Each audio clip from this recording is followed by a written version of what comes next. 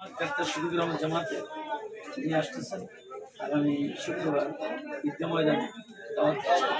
বাংলাদেশের 18 কোটি মানুষের আগামী দিনের স্বপ্নের মহানায়ক বাংলাদেশ জামাত ইসলামের মোহতারাম আমিরে জামাত ডাক্তার শফিকুর রহমান সাহেব যশোরে আসতেছেন আগামী শুক্রবার 27 ডিসেম্বর সকাল 9টায় ঈদগাহ ময়দানে।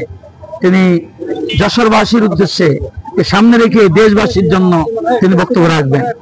আমরা আপনাদের দাওয়াত দিচ্ছি যে আপনারা সকাল সকাল এই প্রোগ্রামে হাজির হবেন, উপস্থিত হবেন।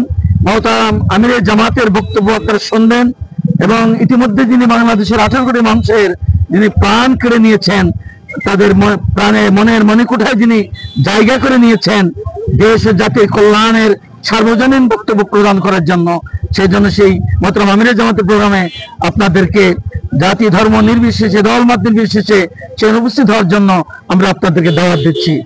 আপনারা আশা করছি যে আপনারা এই প্রোগ্রামে শরীক হবেন এবং আমাদেরকে কৃতজ্ঞতার কাছে আবদ্ধ করবেন।